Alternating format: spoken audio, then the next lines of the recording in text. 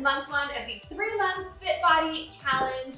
We are going to be focusing on proper form this month, so I'm going to go over each move that is in today's challenge. If you haven't joined yet, then head to the description below to get a promo code to get 1 month free to the Fit Body app, which is where the challenge is at. And there's also a huge giveaway at the end of the 3-month challenge as well. So, all right, are you guys ready to get started? So the first move in today's challenge is an air squat. By the way, I have my helper RIGATONI here who's going to be checking to be sure that I have proper form. So the first move is a narrow squat, and that is going to be where you place your feet shoulder width apart. A regular squat is slightly wider than shoulder width. It is just a very small difference. And then there's also sumo squat, which is where your feet are wider than shoulder width and your toes are pointed out.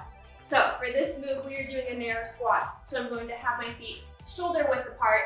And what you really want to focus on with squats is for your knees to be pushing outward. You never want them to cave inward. That is the #1 mistake that people make. Aside from letting their knees go too far forward, they also let their knees cave in, and that is where a lot of knee injuries and knee pain comes from. So as you do this squat, keep your chest up, keep that core tight, and keep those knees out.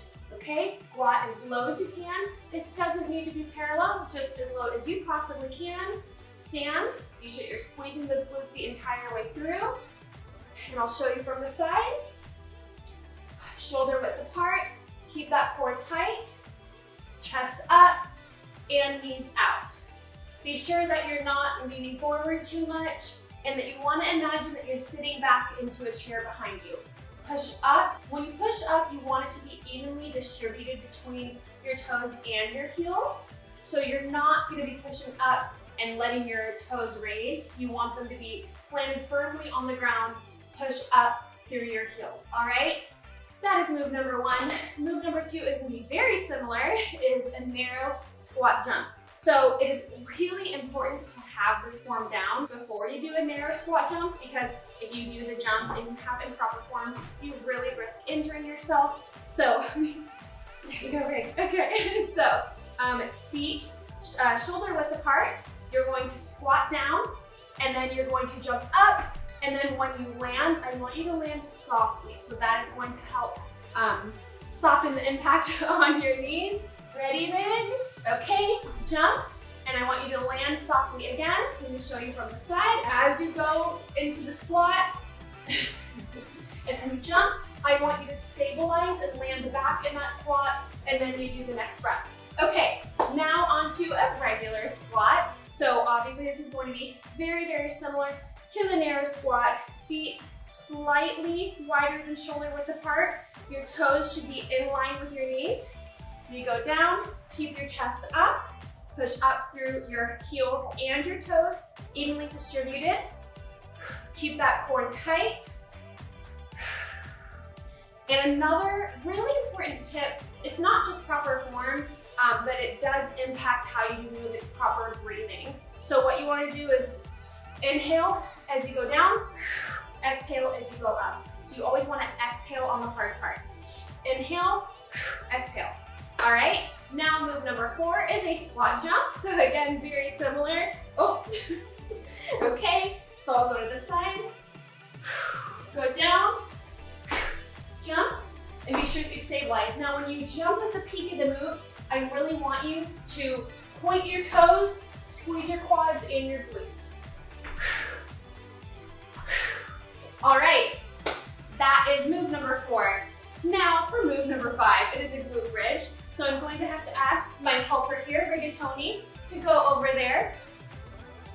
So for a glute bridge, it's really important to have proper form, because if you do it wrong, you can actually aggravate or injure your lower back. So you want your feet to be placed so that when you raise up to the glute bridge, your legs are at a 90-degree angle. So not too far out, not too far in, okay? We're at a 90-degree angle.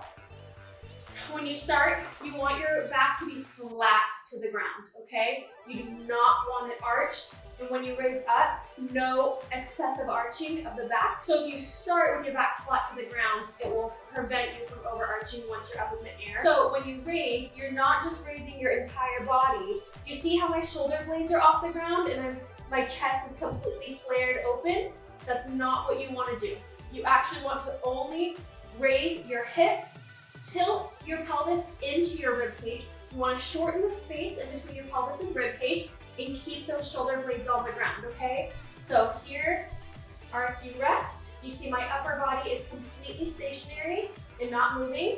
It's only my glutes and my hips. And here is an example of improper form. You see I'm flaring my chest. This is not going to engage your glutes. It's going to engage your lower back. And that is not what we want, okay? So be sure feet are planted. Another thing that can help you engage your glutes is imagine when you're pushing up through your heels that you're dragging the ground towards you, okay? That is going to ensure that you really engage into your hamstrings and your glutes. So again, imagine that you are shortening the distance between your rib cage and your hips. All right, so those are the proper form tips for all of today's moves. Go crush your workout.